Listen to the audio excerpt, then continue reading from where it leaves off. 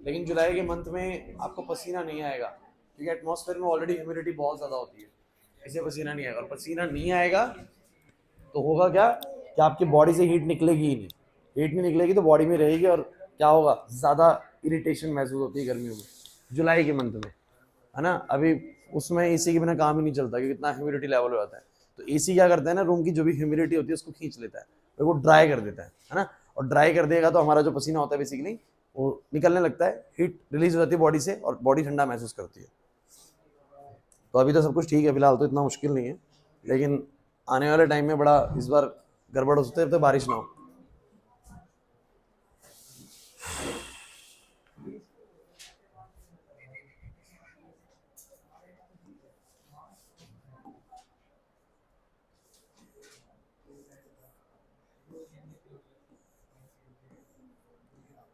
ठीक है, पहले थोड़ा पढ़ाते हुए लास्ट में टाइमिंग को लेकर डिस्कस करते हैं फाइनल, और टाइम करते हैं जो भी। वैसे किस टाइम पे आना फेवरेबल आप लोगों को लग रहा है? सुबह?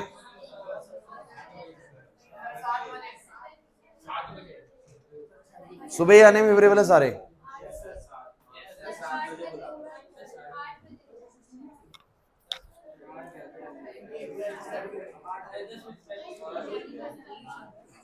देखो सुबह जितना मतलब टाइम बढ़ता रहता है, टेम्परेचर बढ़ता रहता है और पीक पे टाइम टेम्परेचर पहुंचता है 2 बजे के आसपास, सबसे पीक पे आ जाता है टेम्परेचर जो है, फिर दोबारा से डाउन होता है 3 बजे के बाद से, है ना।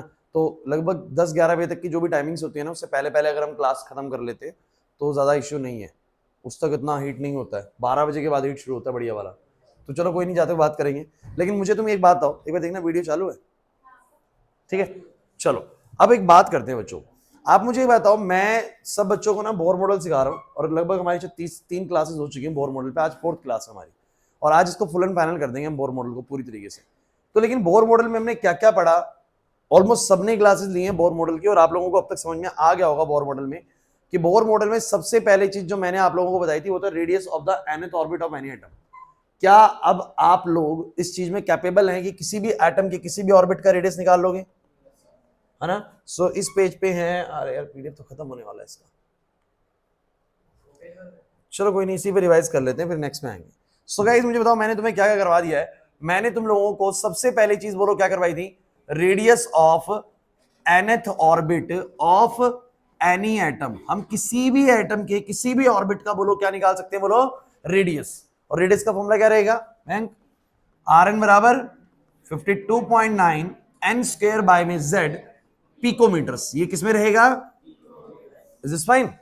अब मैंने फिर तुम लोगों को सेकंड फॉर्मूला किसका करवाया था, बोलो energy of electron in nth orbit, याद है फॉर्मूला क्या था,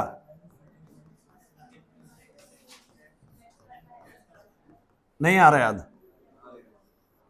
और आपको पता है किसी ऑर्बिट में नेगेटिव आएगा, सबसे नजदीक वाले पहले ऑर्बिट में ज्यादा नेगेटिव आएगा हाइड्रोजन के।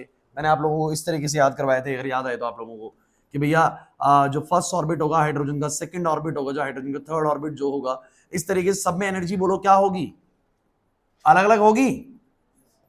अरे याद आ रहा है, पढ़ भी रहे हो, नहीं पढ़ रहे घर पे? फिर यार इतना मुश्किल तो नहीं है, है ना। So at n is go to infinity level, वो लास्ट वाला है। सो इनके हिसाब से एनर्जी कितनी कितनी रहती है मुझे बताएगा जतिन, बताओ पहले ऑर्बिट में कितनी एनर्जी होती है, -13.6, ठीक है। अगले में, उससे अगले में, उससे अगले में,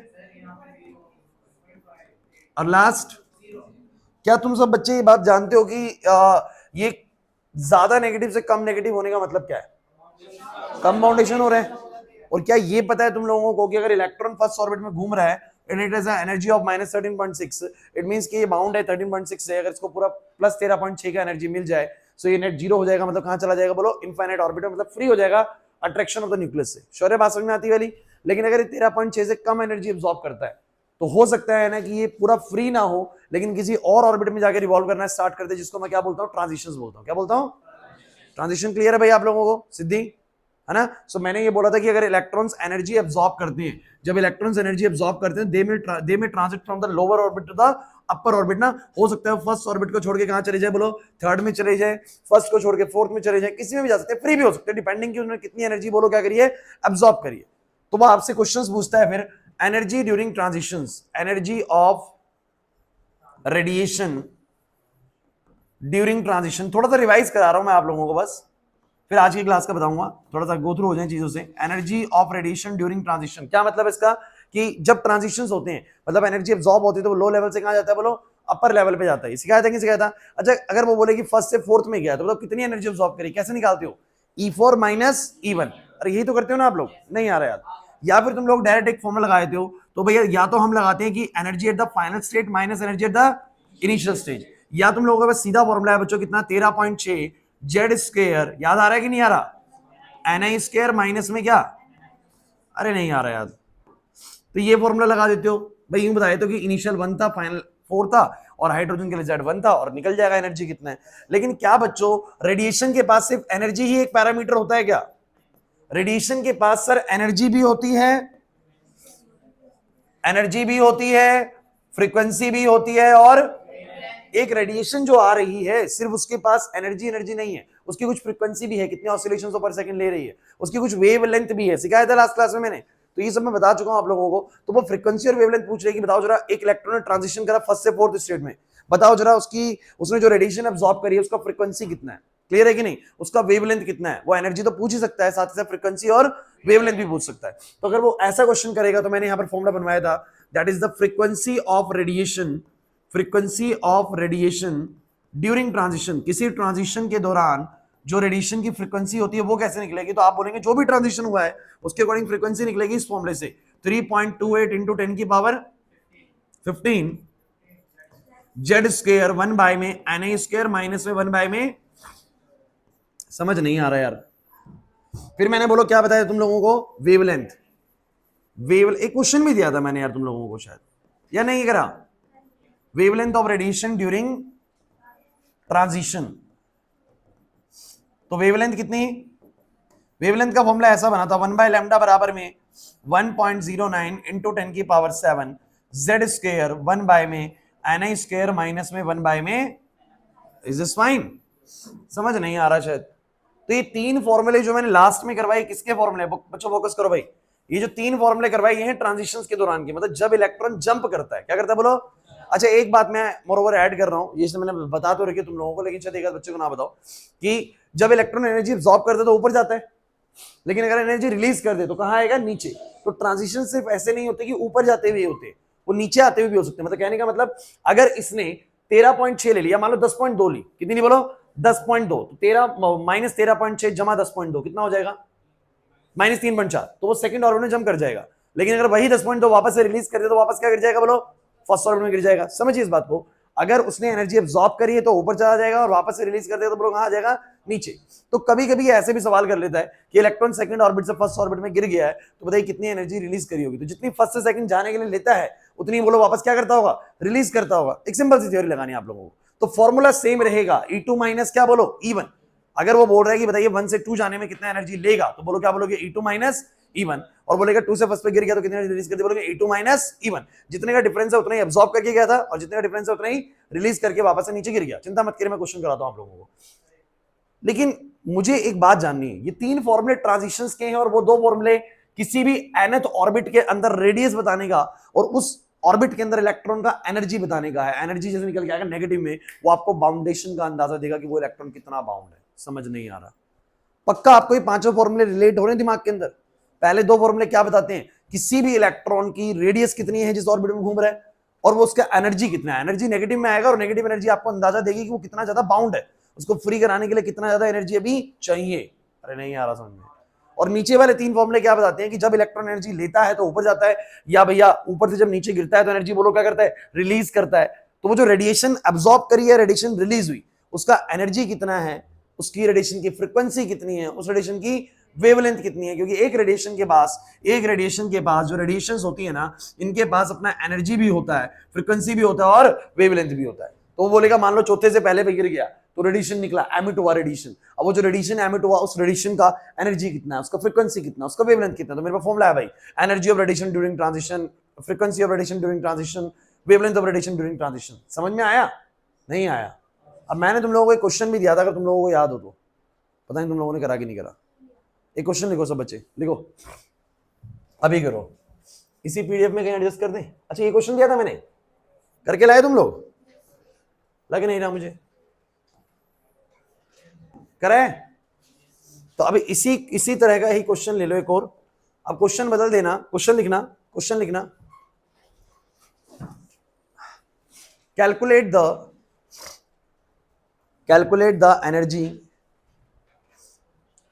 the energy comma frequency comma wavelength of radiation released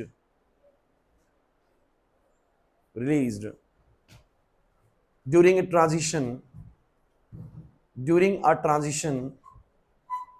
from n is equal to 5 state to during a transition from n is equal to 5 state to n is equal to 2 state। TO वाला 2 था बीच में, तो n 5 से n 2 state, ठीक है। In an hydrogen atom, in an फॉर्मूले same रहेंगे, फॉर्मूले को लेकर टेंशन मत लेना कि फॉर्मूले बदलेंगे।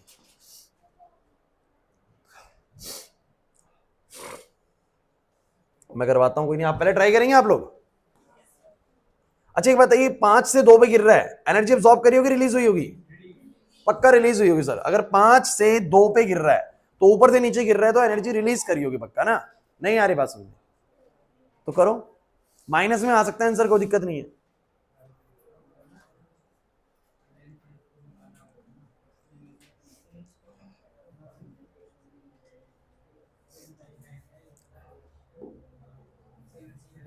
आपके हो सकते सारे आंसर माइनस में आ जाए, बट घबराना नहीं उस माइनस से। वो माइनस सिर्फ सर्च कर रहा है कि एनर्जी रिलीज हो रही है।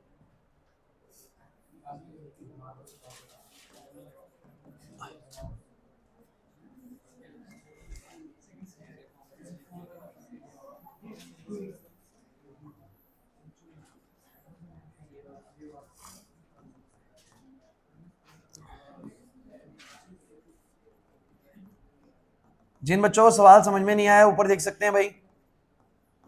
क्वेश्चन ये है कि ए बच्चों जिनको नहीं समझ में आया वो देख लो, इलेक्ट्रॉन अपनी 5th स्टेट से कौन सी स्टेट पे गिर गया? 2nd पे। तो डेफिनेटली ये रेडिएशन निकली होगी, अरे तभी तो हुआ होगा ऐसा। अब उस रेडिएशन की मुझे क्या क्या बतानी है बोलो?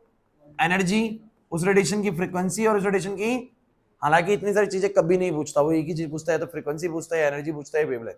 मैं आपको सारी चीज पूछ रहा हूं, ठीक है? ठीक, नहीं आया समझ में सवाल? अरे ये पता है इलेक्ट्रॉन ऊपर जाता है, इलेक्ट्रॉन ऊपर कब जाता है बता? एनर्जी अब्सॉर्ब करता है, तब उसकी बाउंडेशन थोड़ी कम होती है और वो फ्री हो जाता है, ये तो होता है ना। और अगर उतनी एनर्जी अब्सॉर्ब नहीं करी तो वो किसी अपर लेवल पे जंप करता है। अगर हाइड्रोजन का पहले ऑर्बिट में इलेक्ट्रॉन है, वो पूरी 13.6 ले ले तो क्या हो जाएगा? फ्री हो जाएगा। और 13.6 से कम ली तो क्या होगा? किसी अपर में ऑर्बिट में चलेगा। तो अब्सॉर्ब करके जब ऊपर जाता है तो रिलीज करिए कहाँ आएगा? नीचे आएंगे। कभी मान लो 5वें पे रिलीज कर दी तो कहाँ गिर गया? दूसरे पे गिर गया। यही तो होता है। आप लोग करेंगे ट्राई? करो चलो।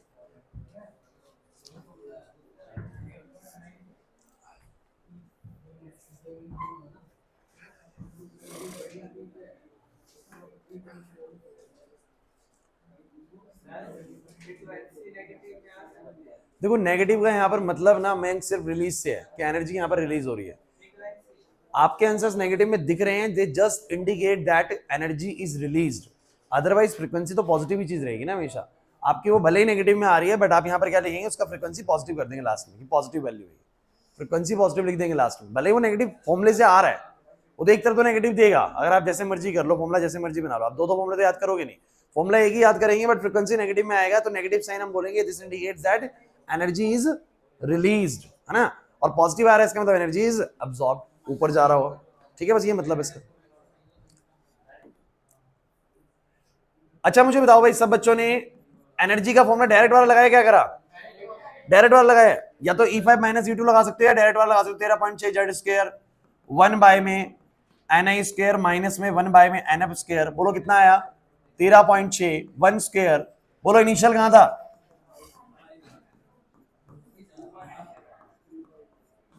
1/25 माइनस 1/4 25 और 4 का एलसीएम 100। क्या मैं सही कर रहा हूं? अब तुम इसको मल्टीप्लाई करके बताओ कितना आ रहा है।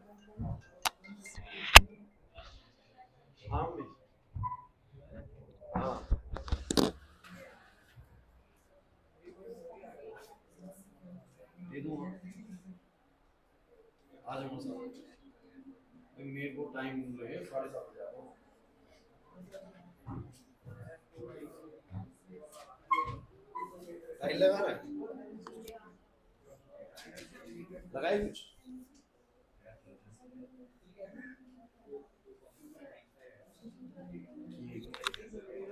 इससे पूछ लो पानी डालने की जरूरत है कि नहीं इसमें टाइलों पे।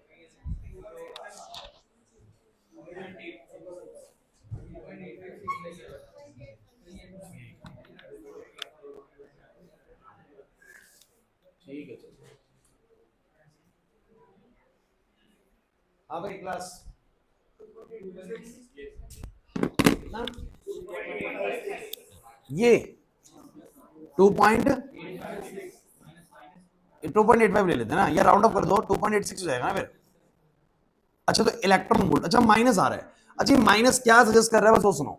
ये माइनस साइन में सजेस्ट कर रहा है कि एनर्जी रिलीज हो रही है। एनर्जी क्या हो रही है भूल के भी इसको ये मत समझना कि यहां पर कहीं सेकंड लेवल पे माइनस 2.86 है। सेकंड लेवल पे तुम्हें पता है कितना होता है माइनस 3.4। ये क्या बता रहा है कि इतना एनर्जी बोलो क्या हुआ है रिलीज हुआ है। इतना एनर्जी बोलो क्या हुआ है। अरे नहीं समझ में आ रहा ना negative sign indicates energy is released. अच्छा मुझे एक बात बताओ अगर यही क्वेश्चन बनता 2 से 5 क्या बनता फोकस करना 2 से 5 2 से 5 जा रहा है तो यहां पर आता 2 यहां पर कितना आता 5 तो यही बस आगे पीछे होते नंबर आगे पीछे होते तो जो उनसे नेगेटिव आ रहा है वो कितना आता बोलो पॉजिटिव। तो बता देता 2 से 5 जाने के लिए इतना एनर्जी चाहिए। वो आसान लगता है ना तुम लोगों को तो बात वही 2 से 5 जाने के लिए इतना चाहिए तो 5 से 2 गिरने के लिए इतना क्या होगा रिलीज होगा। क्या होगा इतना अरे समझे नहीं। जैसे कि मैं आपको फ्लोर वाला सिस्टम बता रहा था फर्स्ट फ्लोर से थर्ड फ्लोर पे जाने के लिए 200 जूल एनर्जी चाहिए। जब वापस नीचे आ जाओगे तो कितनी रिलीज हो चुकी होगी 200 कम हो गई होगी आपकी। वही वाला सीन है। नहीं समझे मेरी बात को ना सिद्धि नहीं आया समझ में। सिंपल फॉर्मूला लगाना है माइनस साइन की टेंशन नहीं लेनी है। आप सीधा बोल सकते हैं 2.86 इलेक्ट्रॉन वोल्ट का एनर्जी रिलीज हुआ है। स्वास्थ्य की नहीं आ रही बात समझ में। फ्रीक्वेंसी के लिए क्या करा आप लोगों ने सबने फॉर्मूला लगाया बोलो कितना 3.28 इंटू 10 की पावर 15 जेड स्क्वायर 1 बाय में एनआई स्क्वायर माइनस में 1 बाय में एनएफ स्क्वायर कितना आएगा 1 का स्क्वायर क्योंकि हाइड्रोजन है भाई। बोलो कितना आएगा फिर वही अरे इतना बड़ा क्वेश्चन नहीं देता वो कभी भी। वो देता है एक ही चीज पूछता है वो आपसे क्वेश्चन में। फिर वही आएगा माइनस का 21 बाय में 100 कितना आ रहा है किसी ने करा माइनस 68.8 इंटू 13 हर्ट्ज है ना। अरे नहीं आ रहा समझ में। ठीक है आप चाहो तो उसको प्लस में भी लिख सकते हो बस कि नेगेटिव साइन तो भैया वो रिलीज को इंडिकेट कर रहा है। अदरवाइज इतनी फ्रीक्वेंसी वाली हमारी क्या होगी वेव होगी ना। वेवलेंथ कितना आया अच्छा वेवलेंथ देख लीजिए आप लोग वेवलेंथ में फंस रहे होंगे थोड़ा सा। जेड स्क्वायर एनआई स्क्वायर फिर वही 5 स्क्वायर बोलो कितना आएगा सबका यही आ रहा है।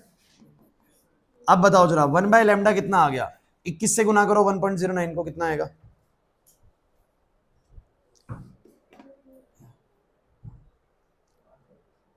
कैलकुलेटिव है बस चोर कुछ नहीं है।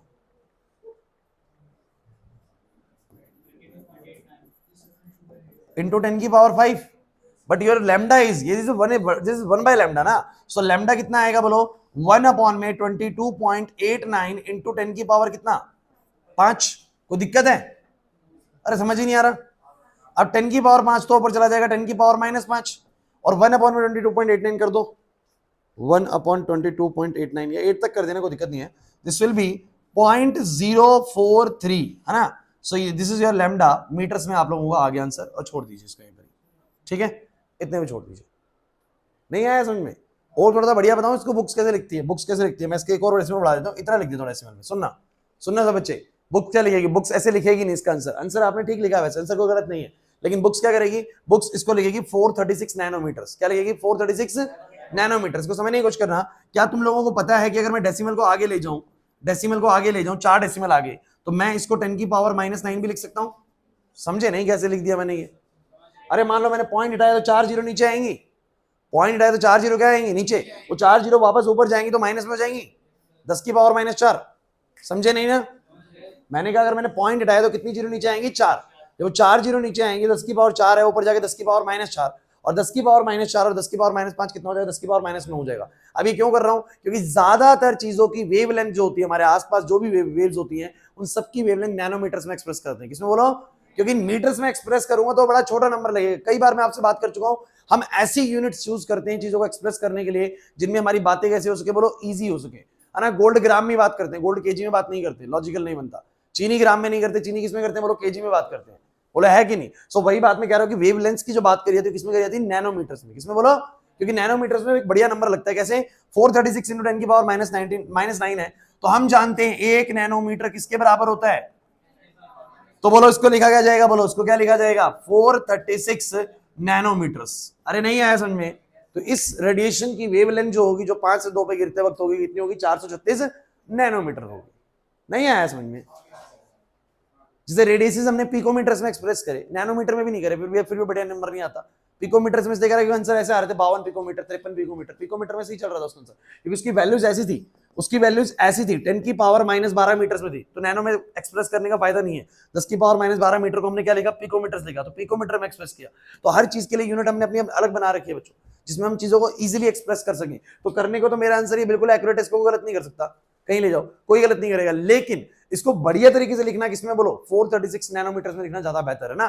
तो इसलिए अगर मीटर में आप काम कर रहे हो, 10 की पावर -5 आ चुका था, 10 की पावर -9 बना लो ना उसको, कितना टेंशन लगेगा, सिखा दूंगा मैं ये चीज। लेकिन मुझे बस तुमसे अब एक चीज चाहिए भैया, क्या तुम लोग पहली बात किसी भी एटम में किसी भी ऑर्बिट के अंदर बैठे इलेक्ट्रॉन का रेडियस बता पाओगे, उसकी एनर्जी निकाल पाओगे, वो -13.2 से। फिर तीसरी, चौथी और पांचवी चीज ये है कि कोई भी ट्रांजिशन हो रहा है, चाहे नीचे से ऊपर, चाहे ऊपर से नीचे, नीचे से ऊपर जाते वक्त वो क्या करते हैं? एनर्जी लेते हैं, और ऊपर से नीचे करते हैं एनर्जी क्या करते हैं? रिलीज करते हैं। तो वो जो सवाल करेगा, बताओ जरा, इससे इसमें चला गया, उससे इसमें आ गया, बताओ जो रेडिएशन निकली या रेडिएशन आई थी, उसकी एनर्जी कितनी है, उसकी फ्रीक्वेंसी कितनी है, उसकी वेवलेंथ कितनी है? कुछ नहीं आएगा इनके अलावा, यही चीज आएगी जो बता रहा हूं आपको, जितना क्लास में बता रहा हूं एज इट इज ऐसा करके चले जाओ, आप लोगों को स्कूल के पेपर में एक सिंगल क्वेश्चन नहीं फंसेगा, मैं आपको बता रहा हूं, यही सब आता है, ठीक है ना।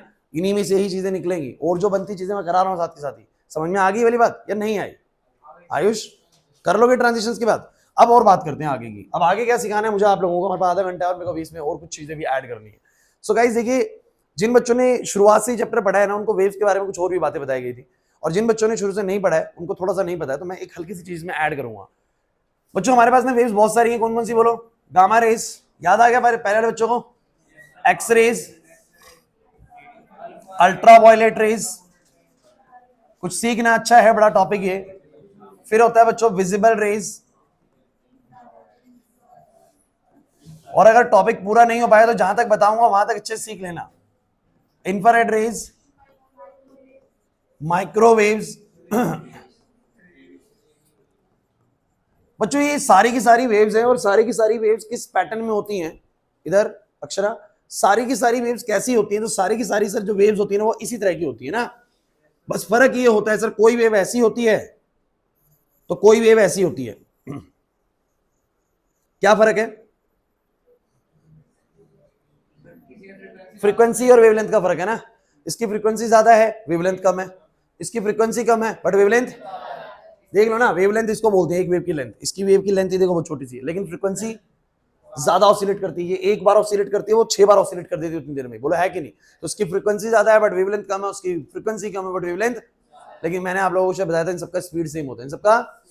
ऐसा क्यों हो जाता है? क्योंकि सर ये भले छोटे कदम रखती है बट कदम ज्यादा रखती है, और ये क्या करती है सर, ये कदम कम रखती है लेकिन बड़े कदम रखती है। तो दोनों दूरी कैसी तय करते हैं? बराबर तय करते हैं। मैंने आपको ये सिखाया था लास्ट क्लास में। तो मैंने तुम लोगों को एक बात बोली थी कि फ्रीक्वेंसी वेवलेंथ की कैसे रिलेशन में होती है? इनवर्स, जतिन बातें नहीं। और एक चीज दोनों में सेम होती है, वो क्या होती है बोलो? स्पीड ऑफ लाइट इनकी। तो फ्रीक्वेंसी का सब बच्चों ने फॉर्मूला पढ़ा है, सी बाय लैम्डा, पढ़ा है सब बच्चों ने? ये मैंने तुम लोगों को बताया। इसके अंदर बस इतना सीखना है कि फ्रीक्वेंसी किसी वेव की वेवलेंथ के साथ बोलो क्या होती है? इनवर्सली रिलेट होती है, कि अगर उस वेव की फ्रीक्वेंसी ज्यादा है तो वेवलेंथ क्या होगी? कम होगी, और फ्रीक्वेंसी कम है तो वेवलेंथ क्या होगी? ज्यादा। बट उन सब में एक चीज कांस्टेंट होती है, that is speed of light. सबके सब किस स्पीड से चलते हैं बोलो? ये जितनी भी हमारे आसपास की वेव्स है ना, सबकी स्पीड बोलो कितनी होती है? 3 × 10⁸ मीटर्स, सबकी स्पीड इतनी होती है। समझे नहीं? लेकिन इन सभी जो ऊपर मैंने वेव्स लिखी हैं, इन सभी वेव्स में क्या फर्क होता है बोलो? फ्रीक्वेंसी का और वेवलेंथ का। शौर्य लिखो मत बच्चे, पहले देखो यहाँ पर। दिख रहा है तुम्हें? थोड़ा महंगे इधर हो जाओ, उसको दिख ही नहीं रहा शौर्य को। आप इधर हो जाओ, दिख जाएगा। लवेश थोड़ा आगे ना। चलो गाइस, तो मुझे बताओ जरा वेव्स के बारे में, ये वाली बात आपको समझ में आ गई पक्का? लवेश कोई डाउट है यहाँ पर? ओके, सो गाइस फ्रीक्वेंसी वाली बात आपको क्लियर है। अच्छा, एक और बात मैंने आपको बताई थी, किसी भी वेव की जो एनर्जी होती है वो फ्रीक्वेंसी से कितने गुना होती है बोलो? h गुना। h तो प्लैंक्स कांस्टेंट होता है, बोलो कितना? 6 पॉइंट। यार भूले तो नहीं हो ना तुम लोग? तुम्हें पता है ना कि किस वेव की एनर्जी ज्यादा होती है? जिसकी फ्रीक्वेंसी बोलो क्या होती है? ज्यादा, उसकी एनर्जी बोलो क्या होती है? ज्यादा। तो एनर्जी इस फ्रीक्वेंसी के डायरेक्टली रिलेशन में होती है, लेकिन फॉर्मूला होता है E बराबर में क्या? h times of new. मतलब कि हमेशा किसी भी रेडिएशन की एनर्जी अपनी फ्रीक्वेंसी से इतने गुना होती है। ये वाली बात भी क्लियर होती है कि नहीं होती? मैंने ये बातें तुम्हें ऐड कराई थी पहले भी, और मैंने 2 बार बता चुका, तीसरी बार मैं आपको बता रहा हूँ कुछ, है ना? तो ये सब दोबारा टॉपिक क्यों छेड़ दिया भाई, है ना? तो आपको बताया जाएगा कि बोर मॉडल में इसका बड़ा इंपॉर्टेंस है। अब आप लोग बताइए, जितनी भी रेज रखी गई हैं, अच्छा जिन बच्चों को नहीं पता, रेडियो वेव्स कौन सी? जो रेडियो स्टेशन से आती हैं, आप जो गाना सुनते हैं बेसिकली, है ना? ये सब रेडियो जो बजता है बेसिकली रेडियो वेव्स होती है। माइक्रोवेव्स, इसके बहुत सारे इस्तेमाल है। एक तो आपके घर में माइक्रोवेव ओवन है, उसमें भी इस्तेमाल होता है इसका, इसीलिए उसका नाम माइक्रोवेव ओवन है, उसमें माइक्रोवेव्स होती है। दूसरा, इसका इस्तेमाल रडार सिस्टम के लिए करते हैं, नेविगेट करने के लिए। जो एरोप्लेन जहाज वगैरह उड़ रहे होते हैं, पानी सॉरी बेसिकली हवाई जहाज जो होते हैं, इनको नेविगेट करने के लिए कि कभी कहाँ पर आप है, उनका एयर ट्रैफिक भी चेक करना होता है, तो उसके लिए भाई माइक्रोवेव्स का इस्तेमाल करते हैं। बताऊंगा क्यों करते हैं फिजिक्स में बाद में। इंफ्रारेड क्या होती है? अभी मैंने एसी का रिमोट यूज किया, वहां से मैंने चेंज कर दिया कुछ ना कुछ, टीवी का रिमोट चालू करा, गाना वाना चेंज कर दिया। ये बेसिकली जो रेज निकले कौन सी बोलो? इंफ्रारेड है। विजिबल, ओ भैया ये रही सामने विजिबल ना, इसको सोचने की जरूरत नहीं, यही दिखती है बस हमें, और कोई दिखती भी नहीं है ना, है ना? दिखती भी यही है बस हमें। फिर अल्ट्रावायलेट कौन सी है? अल्ट्रावायलेट आपको पता है तो सन से भी आती है अल्ट्रावायलेट, या जनरली मैं आपको बताऊं आसपास कहां पर है, जहां पर ब्लूटूथ शेयर इट वगैरह अपने मोबाइल में एयर ड्रॉप यूज करते हैं, मोबाइल से एक दूसरे डाटा भेजते हैं, तो उस वक्त कौन सी रेस चल रही होती है बोलो? अल्ट्रावायलेट्स होती है, ठीक है ना? दिखती वो भी नहीं है। उसके बाद बोलो कौन सी? एक्सरेज। एक्सरेज तो आपको पता है, एक्सरे मशीन में डलते हैं, वो रेज जो आती है वो एक्सरेज होती है। गामा रेज, गामा रेज इधर क्या होगा तुम्हें दीपांशु? नींद पूरी नहीं करता घर पे तू है? इधर इधर एक्टिव हो जाओ थोड़े से। गामा रेज कौन सी रेज होती है बोलो फटाफट से? गामा रेज कौन सी रेज होती है? गामा रेज, गामा रेज मैंने आप लोगों को बताया था हाईली पेनिट्रेटिंग रेज होती है, सबसे ज्यादा फ्रीक्वेंसी वाली, बहुत ऐसी, बहुत एनर्जेटिक होती है। ये बेसिकली आपकी बॉडी में, आपको पता है एक्सरे भी आपकी बॉडी में पेनिट्रेट कर जाता है ना? अरे एक्सरे बॉडी में घुस जाता है तभी तो अंदर का स्ट्रक्चर देता है। कुछ भी अगर बेसिकली बॉडी में कोई दिक्कत होगी, खोलेंगे थोड़ा ना बॉडी को, बेसिकली करते हैं एक्सरे डालते हैं अंदर, देख लेते हैं, चेक कर लेते हैं। गामा रेज और अंदर तक पेनिट्रेट करती है, बिकॉज जिनकी फ्रीक्वेंसी ज्यादा होती है उनकी एनर्जी क्या होती है? बहुत ज्यादा। और मैं आपको बता देता हूं बच्चों कि इस तरफ वाली वेव्स की क्या ज्यादा है बोलो? फ्रीक्वेंसी, है ना? इस तरफ वाली वेव्स की फ्रीक्वेंसी ज्यादा है, और ऑब्वियस सी बात है जिनकी फ्रीक्वेंसी बहुत ज्यादा होगी, वेवलेंथ बहुत, तो सबसे कम वेवलेंथ इनकी होगी, लेकिन उनकी बोलो क्या ज्यादा होगी? वेवलेंथ। अरे समझो बच्चों, मैंने क्या कहा? नहीं आया समझ में? तो फ्रीक्वेंसी और वेवलेंथ एक दूसरे के बोलो कैसे रिलेशन में होती है? इनवर्स रिलेशन में होती है ना? तो ये बस एक बेसिक यूज बता दिया कि हमारे आसपास ये वाली रेज होती है। अब फोकस की बात करिएगा, जो मेन बात हमें करनी है, क्यों मैं ये सब आपको बता रहा हूं ना, इसका क्या इस्तेमाल होने वाला है। गाइज आप लोग एक बात याद रखिएगा, हमें जो दिखते हैं वो यही दिखते हैं, और सबसे कम वाला जो कलर हमें दिखता है ना, वो 400 नैनोमीटर का होता है, और सबसे ज्यादा वाला होता है 700 नैनोमीटर का। अब ये बुक्स में अलग अलग मिलेगा, कुछ बुक्स में इसको 750 नैनोमीटर भी दिखाया जाएगा, कुछ में 700, तो आसपास समझ लीजिए 700 के आसपास तक की नैनोमीटर वाली हाईएस्ट वेवलेंथ हमें नजर आती है। मतलब ह्यूमंस की जो आईज है ना, उनको बनाए ऐसा गया कि जब ये वेवलेंथ मैक्सिमम कितनी होगी बोलो? 700, तब तक आप इनको देख सकते हो। ये कलर होता है रेड, कौन सा कलर होता है बोलो? रेड। और ये वाला कौन सा कलर होता है जो हमें, ये वाला कलर होता है वॉयलेट, और बीच में सारे के सारे कलर आ जाएंगे, बेसिकली विबग्योर बन जाएगा। क्या बन जाएगा बोलो? विबग्योर। कहने का मतलब सबसे कम वेवलेंथ वाला वो कलर बताइए जो हमें नजर आता है, वॉयलेट, और सबसे ज्यादा वेवलेंथ वाला जो कलर हमें नजर आता है वो कौन सा बोलो? रेड। तो मतलब कि भगवान ने हमारी आंखें ऐसी बनाई है, ऐसी ही संरचना करी है कि हमारे को जो वेव्स दिखेंगी ना, वो सिर्फ कौन सी दिखेंगी बोलो? जिनकी वेवलेंथ कम से कम कितनी होगी? 400, और ज्यादा बोलो कितनी होगी? 700। अगर 400 से कम वेवलेंथ होगी, मतलब ये वेवलेंथ 400 से कम होगी, नैरो होगी, तो वो अल्ट्रावायलेट्स बन जाती है। क्या बन जाती है बोलो? अल्ट्रावायलेट्स। वॉयलेट से भी अल्ट्रावायलेट्स बन जाती है, नजर आना बंद हो जाती है, नजर आना। और अगर 700 से ज्यादा होगी, 800, 950, 800, 950 में चली गई, तो वो इंफ्रारेड्स बन जाती है, वो भी नजर आना तो भगवान ने एक रेंज दिया कि भैया तुम सब बस इतने में ही देख सकते हो। तो आसपास के विजिबल के सारे कलर दिखते हैं, रेड वगैरह सारे कलर दिखते हैं ना भाई, लेकिन इनसे अलग वाले रेस तो हैं, रेडिएशंस तो हैं, रेडियो वेव्स तो हैं, बट नजर, क्योंकि उनका वेवलेंथ बहुत ज्यादा है, कहीं ना कहीं 700 से बहुत ज्यादा, नजर नहीं आएगा। ये भी नहीं नजर आता एक्सरे का हमारे, क्योंकि 400 से कम है ना, नहीं आ रही बात समझ में। तो हमें ह्यूमंस को ऐसा करा है, जानवरों के पास ये कैपेबिलिटी होती है कि वो इससे ज्यादा रेंज को भी रीड कर सकते हैं। क्लियर है? मैंने वो उसका तुम्हें उदाहरण भी दिया था कुछ, है ना। सो कोई दिक्कत नहीं, तुम्हें ये वाली बात समझ में आ गई? और पक्का बताओ, जल्दी तो नहीं बोला मैंने ये सब? क्लियर है? अब बताऊं कि बोर ने इसमें क्या एडअप करा। चलो अब आ जाओ, देखो बोर क्या बोलते हैं। बोर कहते हैं कि जब जब इलेक्ट्रॉन किसी अपर ऑर्बिट से नीचे गिरेगा, अरे बोरिंग टॉपिक है क्या? बोरिंग नहीं है बच्चों, बहुत इंटरेस्टिंग टॉपिक है, थोड़ा थोड़ा भी नहीं है। और नींद पूरी करके आया करो घर पे यार। रात में क्या मोबाइल चलाते थे पांचू? सोना नहीं है। देखो पता है क्या, नींद आने के दो कारण होते हैं। एक मतलब एक तो होता है कि बच्चे का इंटरेस्ट ही नहीं बन पा रहा सब्जेक्ट के अंदर, और दूसरा होता है कि आप बेसिकली फिजिकली उतने फिट नहीं बन पा रहे हैं, क्योंकि आपने या तो खाना पीना अच्छे से नहीं कर रखा है, या आपने नींद अच्छे से नहीं ले रखी है। दो ही कारण है ना, या तो सो के नहीं आए अच्छे से, और सो के भी अच्छे से आए तो फिर आपका खाना पाना ठीक नहीं चल रहा भाई, है ना, टाइम पे खाना नहीं खा रहे हो तो दिक्कत है। तीसरा वो ये था इंटरेस्ट ही नहीं बन रहा, तो नींद आ सकती है। लेकिन मुझे लगता है इंटरेस्ट वाला तो इतना बेकार टॉपिक तो नहीं है, टॉपिक तो बढ़िया है यार, है ना। हमें तो बड़ा इंटरेस्ट आया जब हम पढ़ रहे थे। अब सुनो भाई, फोकस करो भाई, 1 2 3 4 5, है ना, ऐसे करके बहुत सारे ऑर्बिट्स हैं। इन्होंने ये कहा कि जब जब इलेक्ट्रॉन किसी भी अपर ऑर्बिट से नीचे गिरेगा तो क्या एमिट होगी? रेडिएशन एमिट होगी। क्या एमिट होगी बोलो? 100% ना। 2 से 1 पे गिरे, 3 से 1 पे, अच्छे से समझना, क्योंकि मैं आपको बता रहा हूं जो मैं टॉपिक अब सिखा रहा हूं ना, गारंटेड क्वेश्चन है, गारंटेड क्वेश्चन है, पेपर में आना ही आना है भाई, ठीक है ना, फिक्स क्वेश्चन है। अब 3 से 1 पे गिरेगा तो भी रेडिएशन एमिट होगी, 4 से 1 पे गिरेगा तो भी रेडिएशन एमिट होगी। तो बहुत सारे केसेस में ट्रांजिशंस में एनर्जी रेडिएशन एमिट होगी। अच्छा, जो रेडिएशंस एमिट होंगी, क्या हर बार इनकी एनर्जी फ्रीक्वेंसी वेवलेंथ एक जैसी होगी? नहीं सर, अलग अलग होगी। क्या होगी बोलो? अलग अलग। कभी कभी वेवलेंथ होगी 400 से 700 के बीच में, तो विजिबल जैसी होती होगी। कभी कभी 700 से ज्यादा होती होगी तो इंफ्रारेड जैसी भी होती होगी। कभी कभी 400 से कम वेवलेंथ वाली निकलती होंगी तो बोलो क्या होती है? अल्ट्रावायलेट्स होती होंगी नहीं होती होंगी। यही बात पे चर्चा करी बोर ने। और बोर ने क्या करा कि मैं ना इन ऑर्बिट्स को ना एक सिंपल लेवल में बनाता हूं इस तरीके से, और बोलता हूं ये मेरा फर्स्ट ऑर्बिट है। कौन सा ऑर्बिट है बोलो? फर्स्ट। स्ट्रेट कर दिया, मतलब गोल को ना सीधा ऐसे खींच के रख दिया, है ना। और ये वाला एक्सिस उसने बनाया एनर्जी एक्सिस। फोकस करना बड़ा मजेदार टॉपिक है, अगर ढंग से समझ में आ गया तो। ये बनाया उन्होंने एनर्जी एक्सिस। और क्या कहा? फर्स्ट ऑर्बिट पे कितनी एनर्जी होती है बच्चों? माइनस का, है ना, तो सबसे नीचे इसी की होती है, सबसे कम इसी की होती है। फिर बोलो क्या होती है? सेकंड ऑर्बिट उन्होंने कहीं यहां पर कहीं बनाया, यहां पर कहीं बनाया सेकंड ऑर्बिट, और बोला कि इसकी जो एनर्जी होती है E2 वो कितना होती है बोलो? माइनस का 3.4 इलेक्ट्रॉन वोल्ट। फोकस करना बच्चों।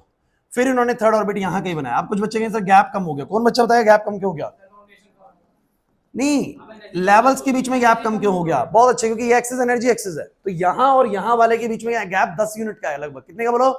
अब देखो ना, यहां से यहां 10, लेकिन इन दोनों के बीच में कितने का है? मुश्किल से 1.5 यूनिट का, मुश्किल से 1.5 या 2 यूनिट का मान लो, तो गैप कम हो गया ना। ये वाला एक्सिस एनर्जी एक्सिस है, तो यहां पर ये 10 यूनिट बाद मिलता है सेकंड लेवल, और उसके बाद 2 यूनिट बाद, उसके बाद और गैप कम हो जाएगा, और गैप। तो जो फोर्थ लेवल है उसके पास एनर्जी कितनी मिलती है? माइनस का 0.84। और ऐसे ही बच्चों फिफ्थ लेवल भी होता होगा, नहीं होता होगा? और उसकी भी कुछ ना कुछ एनर्जी होती होगी बच्चों, है ना। सो उसकी भी कुछ ना कुछ होती है, शायद आई थिंक 0.54 होती है। ऐसे ही बच्चों ऊपर जाके क्या मिलता होगा? क्या मैं सही लिख रहा हूं सारी चीजें? अब मुझे जरा बताओ जरा फटाफट से, सारी बातें सही हैं? बस कुछ नहीं करा, उसी सारे डायग्राम को मैंने उसी कंप्लीट डायग्राम को मैंने ऐसे से करके स्ट्रेट लेवल से बना दिया। कोई प्रॉब्लम तो नहीं है? चलो अब इंपॉर्टेंट बात शुरू करते हैं बच्चों। हुआ क्या? इसने कहा, बोहर ने क्या कहा, जब जब इलेक्ट्रॉन सेकंड ऑर्बिट से किस में गिरेगा? फर्स्ट में, या थर्ड से फर्स्ट में गिरेगा। फोकस करना भाई। फोर्थ से फर्स्ट में गिरेगा, फिफ्थ से फर्स्ट में गिरेगा, कहीं से भी फर्स्ट में गिरेगा। मैंने क्या बोला? किसी भी अपर ऑर्बिट से कौन से ऑर्बिट में गिरेगा? तो क्या होंगी? रेडिएशन एमिट होंगी, पक्का रेडिएशन एमिट होंगी। फोकस करके बताओ, सब बताएंगे भैया कि जब भी इलेक्ट्रॉन फर्स्ट ऑर्बिट पे गिरेगा, किसी भी अपर ऑर्बिट से, सेकंड से, थर्ड से, फोर्थ पे, कहीं से भी गिरेगा, तो बोलो क्या एमिट होगी? एनर्जी। इन्होंने ना इस पूरे परिवार को, ये जो पूरी रेडिएशन एमिट हुई ना, इस पूरे परिवार को एक नाम दे दिया, और इस सीरीज का नाम दे दिया लाइमन सीरीज। क्या नाम दे दिया बोलो? और उनका ये कहना था, एक काम करते हैं, कुछ छोटा कर लेते हैं, और यहां पर मैं आप लोगों को एक टेबल बना के दिखाता हूं।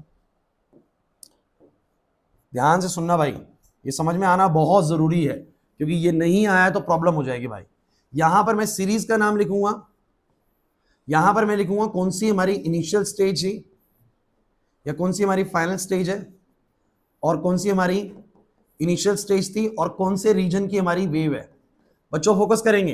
तो उसने बोला जब जब इलेक्ट्रॉन कौन से ऑर्बिट में गिरेगा, फर्स्ट ऑर्बिट में। कौन से में बोलो, फर्स्ट ऑर्बिट में। तब तब उसका नाम रख दिया गया, सारी सीरीज का बोलो, सारी रेडिएशन का नाम रखा बोलो लाइमन रेडिएशन। इनको बोला लाइमन रेडिएशन। और ये कहां गिरी बोलो, फाइनल स्टेज कहां पर है बोलो, 1 पे। कहां से गिरी बोलो, 2 से, 3 से, 4 से एंड सो ऑन, कहीं से भी आ सकती है।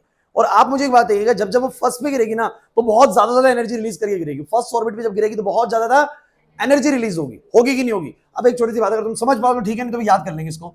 E इज इक्वल टू, में सबने फॉर्मूला पढ़ा है, एच न्यू। अरे पढ़ा है। और फ्रीक्वेंसी सबने पढ़ी है, बोलो क्या होती है? अरे न्यू बराबर सी बाय लैम्डा पढ़ा है सबने। तो एक बात ध्यान रखना कि जब एनर्जी बहुत ज्यादा होती है ना तो वेवलेंथ बोलो क्या होती है, कम होती है। वेवलेंथ क्या होती है बोलो? तो कम वेवलेंथ वाली रेडिएशन एमिट होती है लाइमन की केस में। और कम वेवलेंथ पे कौन कौन आएंगे? तो गामास आती हैं, एक्सरेज आती हैं, अल्ट्रावायलेट्स आती हैं। तो मैं आपको बता देता हूं कि जब भी इलेक्ट्रॉन फर्स्ट ऑर्बिट पे गिरता है, कहां गिरता है बोलो? फर्स्ट ऑर्बिट पे। तो उस समय जो रेडिएशन निकलती है ना वो सारी कौन से रीजन की निकलती है बोलो? अल्ट्रावायलेट रीजन की। इतना इंपॉर्टेंट क्वेश्चन है ना, इतना इंपॉर्टेंट क्वेश्चन है, बार बार आपका एग्जामिनर पूछेगा आपसे, कहेगा भैया इलेक्ट्रॉन ना थर्ड ऑर्बिट से फर्स्ट ऑर्बिट में गिरा, बताओ जरा जो रेडिएशन निकली वो कौन सी रेडिएशन थी? आप बोलेंगे अल्ट्रावायलेट। कौन सी बोलो? कहेगा उन रेडिएशंस का हमने नाम क्या रखा? बोलेंगे लाइमन नाम रखा। क्या नाम रखा बोलो? लाइमन नाम रखा। अरे नहीं आया समझ में? तो जितनी भी रेडिएशंस फर्स्ट पे गिरने पर एमिट होती है, 2 से फर्स्ट पे गिरा, 3 से फर्स्ट पे गिरा, 4 से फर्स्ट पे गिरा, फर्स्ट पे गिरते वक्त जो भी रेडिएशन एमिट होती है उनकी वेवलेंथ ही इस रेंज में थी कि अल्ट्रावायलेट रीजन वाली बन रही थी। कैसी बन रही थी बोलो? अल्ट्रावायलेट वाली। विजुअल में लाइन ही कर रही थी ना। लेकिन अभी समझो बच्चों इसी बात को कि जब इलेक्ट्रॉन कहां गिरा, फोकस करेंगे भाई, बहुत जरूरी चीज पे आ गया मैं। जब इलेक्ट्रॉन गिरा बच्चों कहां पर? सेकंड ऑर्बिट पे। शौर्य यहां पर ध्यान दो, कौन से ऑर्बिट में बोलो? सेकंड पे। कहां से? थर्ड से, फोर्थ से, फिफ्थ से, सिक्स्थ से, या कहीं से भी, इंफिनिटी से। ऐसे बहुत सारे बन सकते हैं बीच में, तो कहीं से भी। तो इसको नाम दिया गया, जब जब सेकंड पे गिरेगा तो इसको नाम दिया गया बाल्मर सीरीज। क्या नाम दिया गया बोलो? Balmer series. तो बाल्मर कब बोला गया? सब बच्चे बताओ भाई, बाल्मर कब बोला गया? जब सेकंड पे गिरा। कहां से गिरा? थर्ड से, फोर्थ से, फिफ्थ से। और बच्चों एक छोटी सी बात का मुझे जवाब चाहिए आप लोगों से। अब जब ये गिरे हैं, जब फर्स्ट में गिर रहे थे और सेकंड वाले केस में गिरे हैं, स्वास्थ्य किस केस में आपको लग रहा है कि जो एनर्जी है वो कम निकली होंगी? अब रेडिएशंस की एनर्जी कम होगी, इस केस में या उस केस में? सेकंड में। क्योंकि आपको समझना पड़ेगा, जब फर्स्ट पे गिरता है ना तो बहुत ज्यादा एनर्जी रिलीज करके गिरता है। देखो सेकंड से फर्स्ट पे गिरेगा 10 यूनिट की एनर्जी रिलीज करेगा, थर्ड से फर्स्ट पे गिरेगा 12 यूनिट के आसपास एनर्जी रिलीज करेगा। बोला है कि नहीं? लेकिन जब सेकंड पे गिरेगा, देखो थर्ड से सेकंड पे गिरेगा तो अपने आप देख लो एनर्जी 2 यूनिट की रिलीज हो रही है। फोर्थ से गिरेगा, एनर्जी मुश्किल से 2.5 के आसपास रिलीज हो रही है। समझ नहीं पा रहे हो? अब ये एरोस की लेंथ ही देख लो, इसीलिए मैंने एक्सेस एनर्जी एक्सेस बनाया था कि आइडिया लग जाए कितनी एनर्जी रिलीज हो रही है। तो यहां वाले केसेस में एनर्जी बहुत ज्यादा थी, लेकिन बाल्मर के केस में रेडिएशंस की एनर्जी उतनी ज्यादा। और जब एनर्जी ज्यादा नहीं है, अब एनर्जी कम हो चुकी है, तो वेवलेंथ थोड़ी बढ़ जाएगी। वेवलेंथ थोड़ी, अब बताना अल्ट्रावायलेट से ज्यादा वेवलेंथ किसकी होती है? विजिबल की। किसकी होती है बोलो? तो मैं कहता हूं कि जब जब बाल्मर्स की केसेस होते हैं तब हमें रेज दिखती हैं, तब हमें रेज। तो मेरी पूरी बात समझने की कोशिश करना। हाइड्रोजन में जितने भी ट्रांजिशंस होते हैं ऊपर से नीचे गिरते वक्त, सिर्फ किस केसेस में ट्रांजिशंस नॉर्मल ह्यूमन बींग्स को दिख जाती हैं? बोलो कौन से में? जब बाल्मर ट्रांजिशंस होते हैं, मतलब जब इलेक्ट्रॉन कहां गिरता है बोलो? सेकंड ऑर्बिट में। कहां गिरता है बोलो? समझ नहीं आया? अच्छा, मेरा बहुत जेन्युइन आप लोगों से एक सवाल है, बाल्मर में जितनी भी रेडिएशंस होंगी सारी दिखेंगी, है ना? मेरा बस आप लोगों से पूछना ये है कि कौन सी ट्रांजिशन 3 से 2 वाली या इंफिनिटी से 2 वाली, कौन सी ट्रांजिशन लाल कलर की है और कौन सी ट्रांजिशन वॉयलेट कलर की है? दिखेंगी तो मैं, तो मेरा आपसे पूछना है कि कौन सी ट्रांजिशन लाल रंग की है और कौन सी ट्रांजिशन वॉयलेट रंग की है? कुछ क्वेश्चन समझ में नहीं आया? ध्यान से देखो मैंने क्या बोला। मुझे बस ये बताओ, क्या लाइमन ट्रांजिशंस की एनर्जी तुम्हें दिखेगी, मतलब रेडिएशन तुम्हें दिखेंगी या नहीं? क्योंकि वो अल्ट्रावायलेट से। लेकिन मैंने कहा बाल्मर की सारी दिखेंगी, बाल्मर की अब सारी दिखेंगी। तो मैं बोल रहा हूं कौन सा वाला रंग लाल है और कौन सा वाला रंग वॉयलेट है? सोच लो अपना तरीका, आंसर सोच लो, फिर बताऊंगा। जो इन्फिनिटी से आ रहा है वो लाल है, पक्का? सही बच्चे, इन्फिनिटी से आने वाले लाल पे जाएंगे। सोच लो। हाँ बोलो। देखो बेसिकली हो सकता है आपको ये सिखाया जाएगा सेकंड थर्ड चैप्टर के अंदर, जब मैं क्लासिफिकेशन ऑफ एलिमेंट्स बताऊंगा ना, वहां पर बताया जाएगा कि एटम्स गेन भी तो करते हैं ना इलेक्ट्रॉन, तो गेन करते हैं तो बाउंड करते हैं उसको, होता है वो चीज। अभी बस समझो कि एनर्जी रिलीज हो रहा है। सो सब बच्चे कह रहे हैं रेड इस केस में आएगा। अच्छा, ऐसा तुम लोगों को क्यों लग रहा है कि रेड इस केस में आएगा? कोई बच्चा जवाब देगा? क्योंकि सबसे ज्यादा आपको लग रहा है वेवलेंथ इसी केस में रिलीज हुआ होगा, लेकिन आप लोग मिसकंसेप्ट कर रहे हैं चीजों को। इस केस में सबसे ज्यादा एनर्जी रिलीज होगी, इस केस में सबसे ज्यादा। फोकस करिएगा, जब इलेक्ट्रॉन इंफिनिटी से दूसरे में गिरेगा। अच्छा पहले बताओ, विजिबल ट्रांजिशंस कौन से जो तुम्हें दिखेंगे, वो सिर्फ यही वाले हैं ना, 2 पे गिरने वाले। इन सब में सबसे ज्यादा एनर्जी वाला ट्रांजिशन कौन सा है मुझे बताओ। 2 पे गिरने वालों में सबसे ज्यादा एनर्जी वाला ट्रांजिशन कौन सा है? इन्फिनिटी वाला। सबसे ज्यादा एनर्जी तभी निकलेगी जब इन्फिनिटी से 2 पे गिरा होगा, या 3 से 2 पे गिरने पे। इन्फिनिटी से 2 पे गिरने पे सबसे ज्यादा एनर्जी रिलीज हुई। और जब एनर्जी सबसे ज्यादा होगी तो वेवलेंथ सबसे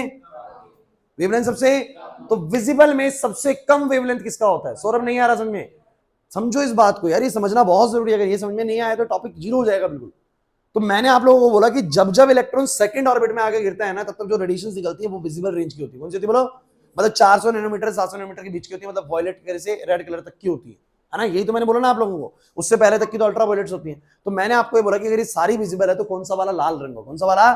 तो मैंने बोला ये लाल वाला रंग जो है तब मिलेगा, लाल वाला रंग मुझे तब मिलेगा, फोकस करना, लाल वाला रंग मुझे तब मिलेगा जब वेवलेंथ सबसे ज्यादा होगी। लाल की वेवलेंथ सबसे ज्यादा होती है, मतलब एनर्जी सबसे। तो किस केस में रेडिएशन की एनर्जी सबसे कम निकली है? बालमर में 3 से 2 वाले में। तो लाल रंग कौन सा है बताओ जरा? ये है लाल। नहीं आया समझ में? और वॉयलेट कौन सा है बताओ जरा? वॉयलेट की वेवलेंथ विजिबल्स में सबसे कम होती है, विजिबल कलरों में सबसे कम वेवलेंथ किसकी होती है बोलो? वॉयलेट कलर की। आपने कभी भी वो सिंबल्स नहीं देखे, सिग्नल्स नहीं देखे होंगे आप लोगों ने, लाल रंग के देखे। क्यों देखे? क्योंकि उनकी वेवलेंथ बहुत ज्यादा होती है। तो वॉयलेट्स की वेवलेंथ क्या होती है? बहुत कम। और वेवलेंथ अगर कम चाहिए तो एनर्जी बोलो क्या होगी? ज्यादा। तो सबसे ज्यादा एनर्जी वाला ट्रांजिशन बालमर में कौन सा बोलो? इन्फिनिटी से 2 वाला। अरे नहीं आया समझ में? तो मैं यहां पर उल्टा ऑर्डर बना देता हूं, है ना। सो विबग्योर बनाना है। अब कलर तो मेरे पास ऐसे ही है भाई, थोड़े थोड़े, ठीक है। सो विबग्योर बना देते हैं, हैं? उल्टा हो गया। अरे सोचना है कि उल्टा क्यों हुआ, लेकिन दिस इज विबग्योर। नहीं आया समझ में? तो क्यों लिखते हैं उल्टा बॉक्स में? समझ में आ गया? हाँ भाई मयंक। अच्छा बताओ, अगर इलेक्ट्रॉन तीसरे पे गिरा, कहां गिरा बोलो? तीसरे पे गिरा, चौथे से गिरा, पांचवें से गिरा, छठे से गिरा, सातवें से गिरा, कहीं से भी गिरा, तीसरे पर गिरा। कहां पर गिरा बोलो? कहां से? चौथे से, पांचवें से, छठे से। तो कहते हैं इस सीरीज का नाम दिया गया लाइमन बार्मर पास्चन। इसका नाम दिया गया पास्चन सीरीज। क्या नाम दिया गया बोलो? Paschen series. और आप मुझे देखिए एनर्जी तो बहुत कम निकलेंगी। अब जब एनर्जी बहुत कम हो जाएगी तो वेवलेंथ क्या हो जाएगी? ज्यादा। वेवलेंथ क्या हो जाएगी? और ज्यादा हो जाएगी, विजिबल से भी ज्यादा वेवलेंथ हो जाएगी। विजिबल से भी, समझे नहीं मेरी बात को? तो विजिबल से ज्यादा वेवलेंथ किसकी होती है बोलो? इंफ्रास की। आप समझो मेरी बात को, मैं क्या कहना चाह रहा हूं। एक्चुअली में जब लाइमन के ट्रांजिशंस हुए थे, लाइमन के ट्रांजिशंस में एनर्जी रेडिएशंस की सबसे ज्यादा रहेगी। तो एनर्जी जब ज्यादा रहेगी तो वेवलेंथ बोलो क्या रहेगी? कम। और कम वेवलेंथ वाली कौन सी? यही 3 है। तो कम में भी इनका वाला मिला, मतलब जरूरी नहीं कि उसी रेंज में चला जाएगा, अल्ट्रा वायलेट से मिला। लेकिन जब बालमर आया तो बालमर में रेडिएशंस की एनर्जी कम हो गई, और जब रेडिएशंस की एनर्जी कम हुई तो वेवलेंथ क्या होगी? ज्यादा। वेवलेंथ ज्यादा हुई तो वो विजिबल में आ गया। और अब तो पास्चन के केस में तो रेडिएशंस की एनर्जी बहुत कम निकल रही। क्यों? तीसरे में आगे गिर रहा है। तीसरे चौथे इनमें एनर्जी का बहुत ज्यादा नहीं होता। अरे देखिए ना, बहुत कम कम गैप था उनके बीच में, तो एनर्जी बड़ी कम रिलीज हो रही है। जब एनर्जी कम रिलीज हो रही तो वेवलेंथ क्या हो जाएगी? और ज्यादा। अब वो चलेगी इंफ्रा रेंज में। कौन सी रेंज में? इंफ्रा में। अरे नहीं आया समझ में? तो मेरा जो तीसरा केस होता है पास्चन का, बोलो कौन सी रेज निकालता है बोलो? इंफ्रारेड रेज निकालता है। चलो अगला बताओ। पास्चन के बाद आता है बच्चों ब्रैकेट। आप खुद ही बोल दो बच्चों। और एक होता है पी फंड। अपने आप बोल दो। अगर चौथे पे गिरा, कहां गिरा बोलो? कहां से? पांचवें से, छठे से, सातवें से। ठीक है, तो कौन सा होएगा? ब्रैकेट होएगा। और अब ऑब्वियसली बात है एनर्जी बहुत कम हो जाएगी। क्या हो जाएगी बोलो? बहुत कम हो जाएगी। बहुत कम हो जाएगी तो वेवलेंथ बहुत ज्यादा हो जानी चाहिए। वेवलेंथ बहुत। अब वेवलेंथ ज्यादा क्या होती है? मेरी बात सुन लीजिए, देखो कंफ्यूजन पैदा हो रहा था कि इंफ्रा के बाद तो वेवलेंथ माइक्रो का होता है, लेकिन मैं आपको बता दूं कि इंफ्रारेड रेज का जो वेवलेंथ रेंज होता है ना, काफी बड़ा होता है। वेवलेंथ रेंज काफी बड़ा होता है। तो कहते हैं कि बढ़ती तो है लेकिन बहुत बड़ा चेंज नहीं आता, क्योंकि आपको पता है कि ऊपर वाले ऑर्बिट्स के बीच में एनर्जी का गैप बहुत ज्यादा, तो बहुत बड़ा ड्रास्टिक चेंज नहीं आता, जिसके कारण से कहते हैं ये भी कौन से रीजन में लाई करती है बोलो? इंफ्रा में ही लाई करती है। और ये वाला 5 पे गिरेगा कहां से बोलो? 6 से, 7 से, 8 से। एनर्जी जो भी रिलीज होंगी उनको बोला पी फंड। क्या बोला उनको? P fund. और कहा गया इनका भी रीजन बोलो कौन सा था? इंफ्रारेड्स था। क्या था बोलो? इंफ्रारेड्स था। अब आप लोगों को बताऊंगा क्वेश्चंस क्या पूछे जाएंगे, लेकिन मेन अगर जिसको ये समझ में आ गया, खेल बन चुका है। सर ये क्या सिखाया मैंने तुम लोगों को? मैंने ये बोला कि जब जब इलेक्ट्रॉन किसी अपर ऑर्बिट से कहां गिरेगा बोलो? लोअर ऑर्बिट पे, definitely some radiation is released and this radiation have some energy, frequency and wavelength. मैंने बोला जब जब इलेक्ट्रॉन फर्स्ट ऑर्बिट में गिरेगा, शौर्य कहां गिरेगा बोलो? फर्स्ट ऑर्बिट में। उस समय जो रेडिएशंस निकलती है उनका सबका नाम रख दिया लाइमन। क्या नाम रख दिया बोलो? कभी भी उसने बोला ना लाइमन ट्रांजिशन हुआ है, क्या बोला उसने? समझ जाना 1 पे गिरा है। कहां गिरा है बोलो? नहीं आया समझ में? अब 1 पे जब गिरा है ना, तो हमने पाया कि 1 पे गिरा, लेकिन कहीं से भी गिरा होगा। आगे वाली स्टेप बता देगा 4 से लाइमन हुआ है, क्योंकि 4th स्टेट से लाइमन वाला ट्रांजिशन हो गया। समझ जाएंगे 4 से 1 पे आ गया। 4 से और ध्यान रखना उस समय जो रेडिएशन निकलती है कौन से रीजन की होती है बोलो, अल्ट्रावायलेट नजर हमें नहीं आती है। फिर बच्चों क्या बोला, अगर दूसरे पे आके गिरता है, जैसे मैंने 5 से दूसरे पे गिरवाया था, 5 से एक बार पढ़ना आंसर, 5 से दूसरे पे कितना आंसर आया था बताना एक बार, पढ़ना 436 नैनोमीटर, जरा बताना, जरा बताना विजिबल है कि नहीं हुआ, मिल गया प्रैक्टिकल एग्जांपल भी, जब हमने क्वेश्चन करा रिसेंटली, वैल्यूज देखी है, उसके अकॉर्डिंग आंसर सही आ रहा है बिल्कुल ना। सो सेकंड ऑर्बिट पे अगर आगे गिरता है तो हमने बोला उन सभी ट्रांजिशंस का नाम हमने क्या रखा, बार्मर ट्रांजिशन, उनको हमने बार्मर रेज बोला। और वो बार्मर रेज जो थी बेसिकली कौन से रीजन में लाई करती है, विजिबल, वो दिखती है हमें, वो क्या होती है बोलो, दिखती है। अरे नहीं आया समझ में, कौन से में लाल होगा कौन से में वॉयलेट होगा, ये समझ में आ गया, नहीं आया। देखो ध्यान रखना है, ई का वेवलेंथ से कैसे रिलेशन होता है, इनवर्स। अगर जिस ट्रांजिशन में एनर्जी ज्यादा होता है, जिस ट्रांजिशन में, उस केस का वेवलेंथ कम होता है। अरे नहीं आया समझ, पक्का अभी क्वेश्चन दूंगा इसके ऊपर मैं। और अगर तीसरे पे आगे गिरा, चौथे से, पांचवें से, छठे से, तो नाम दे दिया पास्टन ट्रांजिशन। कौन सा बोलो, पास्टन।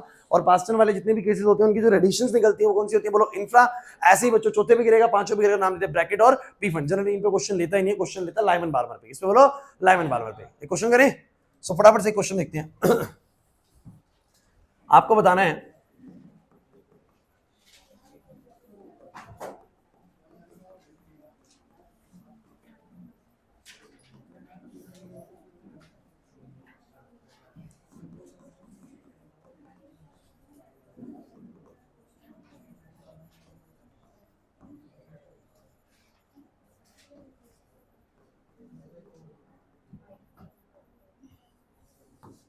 बच्चों मुश्किल लगाएगा टॉपिक,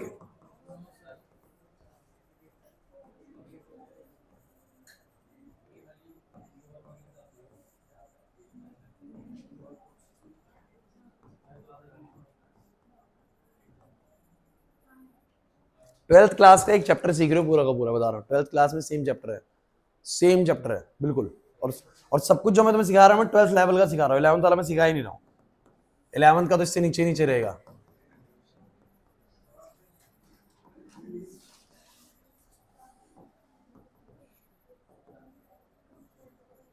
ये जो मैं तुम्हें क्वेश्चन दे रहा हूं ना, ये 12th क्लास के बोर्ड एग्जाम में आया हुआ क्वेश्चन है। अब तुम करके दिखाओ।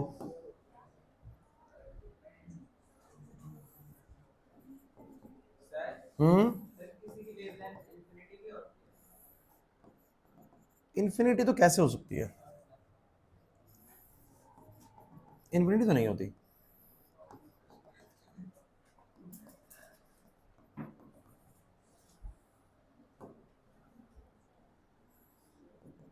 मैं ट्रांजिशन को नाम दे रहा हूं, ए ट्रांजिशन, ठीक है, ऐसे नाम दे रहा हूं।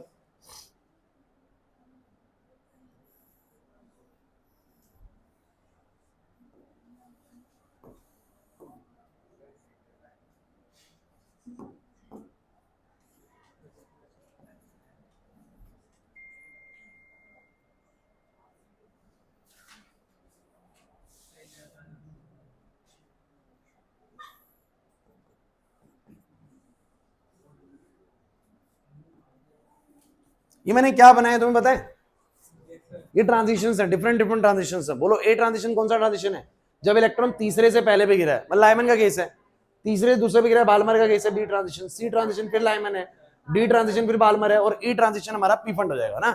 नहीं आए बात, ब्रैकेट होएगा बेसिक ना, लाइमन बाल्मर पास्टन ब्रैकेट आएगा बच्चों, ई ट्रांजिशन जो है। लेकिन क्वेश्चन कुछ और है, ये जितने भी ट्रांजिशन होंगे, क्वेश्चन सुन लो बच्चों से, आपको करना है, जितने भी ट्रांजिशन हुए होंगे डेफिनेटली इन सभी केसेस में बोलो क्या रिलीज हुई होंगी।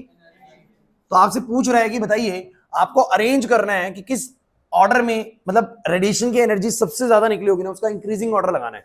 इंक्रीजिंग ऑर्डर मतलब बढ़ते क्रम में, बढ़ते क्रम में मतलब सबसे कम एनर्जी इसमें निकली पहले वो लिखो, फिर उससे ज्यादा वाला, फिर उससे ज्यादा वाला, फिर उससे ज्यादा वाला, ऐसे लिखना है। नहीं आया समझ में, है ना, नहीं आया, फिर ऐसे ही लगाना है। किसका ऑर्डर बोलो, किस किस केस में वेवलेंथ सबसे ज्यादा निकली होगी भाई, वो ऑर्डर लगाओ, और किस ट्रांजिशन के दौरान फ्रीक्वेंसी निकलेगी वो निकालो भाई, जल्दी से करो। आ गया, क्या बात है, कर दो, जल्दी करना।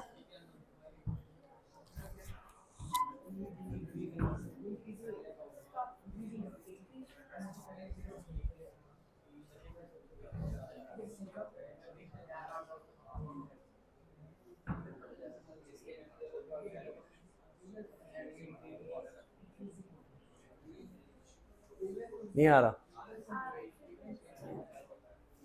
चलो मुझे लगता है इतना समय बहुत है इसके लिए। बच्चों मुझे एक चीज और बतानी है इसके बाद ना, छोटी सी, टॉपिक तो हो गया। नहीं नहीं बोलूं, कुछ नहीं आ रहा समझ में, मुश्किल लग रहा है अक्षत? आसान है यार, थोड़ा सा तुम सोच लो कि टॉपिक क्या चल रहा है ना, बहुत इजी है, समझने वाला है। साइंस की अच्छी चीज यही है कि यहाँ पर रटना नहीं है, समझना है सब कुछ, समझने वाली चीजें सारी की सारी। चलो मुझे ये बताओ, ए क्लास, इन सभी ट्रांजिशंस को देख के सबसे ज्यादा एनर्जी किस ट्रांजिशन में लग रही है आपको? क्योंकि एनर्जी की तो गैप है ना, तो सबसे ज्यादा ट्रांजिशन एनर्जी किसमें निकली है बोलो? सी में। तो मैं बोलूंगा energy in the third case, C case, basically C transition में एनर्जी बोलो क्या होगी सबसे ज्यादा? क्या मैंने गलत लिखा है? फिर बोलो उससे कम किसमें होगी? उससे कम किसमें होगी? ए में। अरे ए वाले में ट्रांजिशन में यार, लाइमन में सारे इंपॉर्टेंट है। देखो ये वाला सबसे ज्यादा एनर्जी रिलीज करेगा, फिर ये वाला करेगा।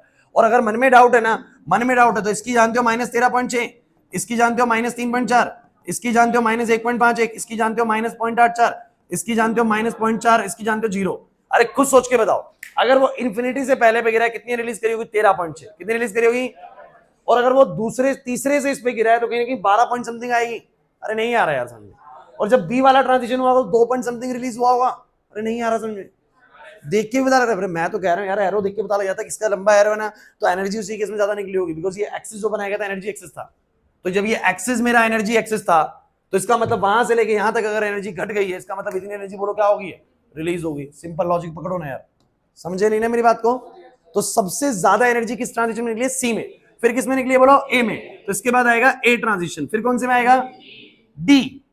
डी ट्रांजिशन है ना, फिर डी ट्रांजिशन में एनर्जी, फिर बोलो, फिर बच्चों बी में है बच्चों, और फिर बोलो किसमें है? अब कुछ बच्चे ये कहेंगे कि सर, सॉरी ई, अब कुछ बच्चे ये कहेंगे कि सर मुझे एक बात समझ में नहीं आ रही कि इधर भी एक ही का गैप है, इधर भी एक ही यूनिट का गैप है, मतलब लेवल वाइज तो, लेकिन फिर उसमें आपने एनर्जी कम क्यों मानी है? लेकिन यार देखो आप समझदार हो इतने, तो इतना सोचिए जरा, थर्ड और सेकंड लेवल के बीच में गैप होता है लगभग 2 यूनिट का, और फिफ्थ और फोर्थ लेवल के बीच में गैप जो है सिर्फ और सिर्फ 0.30 एनर्जी का है। बोलो है कि नहीं? इसीलिए वो गैप कम होता जा रहा है। अरे नहीं आई बात समझ में, तो उसमें कम एनर्जी ही निकलेगी। खुशी नहीं आ रही बात समझ में? पक्का श्योर ना? सर कहेंगे खुशी से ही सर पूछते रहते हैं। अरे खुशी 4 खुशी है, ठीक है, अलग अलग खुशी से पूछना पड़ता है ना? 4 ही खुशी है ना क्लास में, ये 4 से भी ज्यादा है? 4 है ना? हाँ तो सुनो क्या खुशी बहुत है। चलो तो सुनो, अब ये बताओ एनर्जीज के अकॉर्डिंगली मैं बात कर सकता हूँ कि सबसे ज्यादा एनर्जी सी ट्रांजिशन में है। तो गाइज मेरा पूछना है आपसे कि वेवलेंथ किस केस में सबसे ज्यादा होगी? या देखिए एनर्जी जो होती है वो होती है hc/λ। कोई कैसे आया सर? अरे बच्चों एनर्जी होती है बोलो क्या? h न्यू, और न्यू क्या होता है बोलो? c/λ। तो क्या एनर्जी और वेवलेंथ इनवर्स रिलेशन में होती है कि नहीं होती? तो जिस केस में एनर्जी सबसे ज्यादा है उस केस की वेवलेंथ सबसे, तो मैं बोलूंगा भैया सी के ट्रांजिशन के दौरान वेवलेंथ सबसे कम होगा। अरे नहीं आया समझ। फिर बोलो किसका वेवलेंथ ज्यादा होगा? बोलो ए का। फिर बोलो, फिर बोलो, फिर बोलो, पल्ले ही नहीं पड़ रहा। और फिर मैंने बोलना है कि अगर फ्रीक्वेंसी का पूछ रहे हैं तो जिस केस का एनर्जी ज्यादा है उसी केस का फ्रीक्वेंसी भी, समझ नहीं आ रहा? सो बोलो क्या बोलेंगे? Frequency in the case of C, frequency in the case of A, frequency in the case of D, frequency in the case of B, frequency in the case of E. समझे भी कि नहीं समझे कुछ? ये क्या क्वेश्चन करवाया, कुछ पल्ले पड़ा? यही पूछा गया है? हाँ जी, 12th क्लास बोर्ड पूछा गया है ये ऑर्डर लगाने को। हाँ ये मुझे नहीं पता, हार्मफुल हो सकती है। ठीक है, अच्छा गाइस एक बात सुनिए, वैसे टॉपिक खत्म हो गया है, 1 मिनट रिकैप दे रहा हूं, लेकिन एक बात बता रहा हूं, एक तरह का न्यूमेरिकल ना क्लास प्लीज इधर, एक तरह का न्यूमेरिकल अभी भी इस चैप्टर से रह गया, मतलब इस बोर मॉडल से रह गया। मैं आपको वर्बली डिस्कस कर लेता हूं, बस वहां पर बताना कि कैसे करोगे सोचना। वो बोले आप लोगों को कि एक बाल्मर ट्रांजिशन हुआ है। कौन सा ट्रांजिशन बोलो? और इनिशियली इलेक्ट्रॉन 5th स्टेज में था। कौन सी बोलो? बस इतना बोल देगा, कहेगा बताओ जरा कितनी फ्रीक्वेंसी वाली रेडिएशन निकली होगी, कैसे करोगे बताओ? बहुत अच्छे। अगर उसने बोल दिया बाल्मर है, क्या बोल दिया बोलो, और बोल दिया पहले 5 पे था, तो इसका मतलब पक्का कहां गया? 5 से 2, 5 से, तो मेरे पास इनिशियल स्टेज भी है, फाइनल स्टेज भी है, हाइड्रोजन का Z1 है, मेरे पास फॉर्मूला है फ्रीक्वेंसी का, मैं लगाऊंगा आंसर निकाल दूंगा। नहीं आया समझ में? तो वो हो सकता है इनिशियल स्टेज जब फाइनल स्टेज बताए ना, नाम दे दे, बाल्मर, लाइमन, पास्टन। अरे नहीं आया समझ में? फिर बड़ा फेमस क्वेश्चन पूछा जाएगा कि अल्ट्रावायलेट रीजन में कौन से ट्रांजिशंस होते हैं, तो आप बोलेंगे लाइमन ट्रांजिशंस होते हैं जब इलेक्ट्रॉन बोलो कहां गिरते हैं? फर्स्ट स्टेज पे। कहां पर बोलो? तो मेरे को नहीं लगता, बहुत टिपिकल चीज अगर समझ में आ जाए तो क्लियर हुआ। तो मुझे भैया आप लोगों से एक फाइनल रिकैप चाहिए। क्या आप लोग बताइए किसी भी ऑर्बिट में बैठे इलेक्ट्रॉन का रेडियस निकल जाएगा, उसमें बैठे इलेक्ट्रॉन की एनर्जी निकल जाएगी। और तो एनर्जी रेडियस छोड़ो ना, आप तो ट्रांजिशंस पे आ चुके हैं हम, तो हमें पता है कि इलेक्ट्रॉन जब नीचे से ऊपर जाता है, ऊपर से नीचे गिरता है, तो बोलो क्या होती है, रेडिएशंस की कुछ एनर्जी होती है, कुछ फ्रीक्वेंसी होती है, कुछ वेवलेंथ होती है। और क्या उन सबके तीनों के फॉर्मूले समझ में आ चुके हैं? पक्का कर लोगे क्वेश्चन इसके? फिर मैंने तुम लोगों को क्या बताया बच्चों, ये ट्रांजिशंस वाला मैंने जो तुम्हें मामला बताया, ये तुम लोगों को समझ में आना चाहिए। जब इलेक्ट्रॉन फर्स्ट पे गिरता है, सेकंड पे गिरता है, थर्ड पे गिरता है, तो इन सबको क्या बुलाया गया? फर्स्ट पे गिरेगा लाइमन, सेकंड पे गिरेगा बाल्मर, तीन पे गिरेगा पास्चन, चार पे गिरेंगे ब्रैकेट्स, पांच पे गिरेगा बोलो पीफंड, है ना। और ये जितनी भी रेडिएशन निकलती है सबकी सब दिखती नहीं है, दिखती सिर्फ कौन सी वाली? बोलो दो पे गिरने वाली, यानी उनको बोलते हैं बाल्मर्स ना। और बाल्मर्स वाले दिखते हैं, विजिबल में होते हैं, बाकी सब या तो अल्ट्रावायलेट में होती है, उसमें बोलो इन्फ्रारेड्स में होती है, इन्फ्रारेड्स में होती है। नहीं आई बात समझ में? क्लियर हुआ कि नहीं हुआ, है ना। और इसके ऊपर ये वाला बेस तुम्हें क्वेश्चन समझ में आ गया कि नहीं आ गया? और तुम्हें बाकी के मामला जो मैंने तुम्हें बोला कि बाल्मर वाला है, दो पे गिरेगा, पांच से गिरेगा, आ गया या नहीं आ गया? तो उसका क्वेश्चन बस रहेगा, वो हम नेक्स्ट क्लास में करेंगे। ज्यादा तो नहीं हुआ, फिनिश, ठीक है। अच्छा कल की क्लास का क्या रहेगा? बात तो उसकी तो कर नहीं पाए, क्लास वहां पर खड़ी हुई है। देखो बच्चों पता है क्या है, मॉर्निंग की ना पूरे सेंटर का शेड्यूल तो बन गया है कि मॉर्निंग में 11th वालों को बुला लेते हैं, लेकिन मॉर्निंग बुलाते बुलाते फिर एक दिन सैटरडे की दिक्कत आएगी, क्योंकि हमारे यहाँ पर मॉर्निंग में ट्रेडिंग क्लासेस चलती हैं, तो उनका सैटरडे को एक फाइनल क्लास है मॉर्निंग के अंदर। तो हाँ, तो सैटरडे वाली क्लास को फिर इशू आएगा, मैं चेंज करना पड़ेगा सैटरडे, फिर बाकी का मॉर्निंग चल जाएगा। हाँ, सो अगर करना है तो बाकी हम कर लेते हैं, बस एक सैटरडे वाले दिन हम चेंज कर देंगे, बाकी दिन के लिए हमारा कंटिन्यूएशन सुबह का कर देते हैं। बुला लो सुबह कल से, तो कल से आपको सुबह बुलाते हैं बिल्कुल 8 बजे टाइमिंग, ठीक है, ठीक है। सो 8 बजे कर देते हैं, जब तक छुट्टियां पड़ी हो आप लोगों की, भाग जाओ।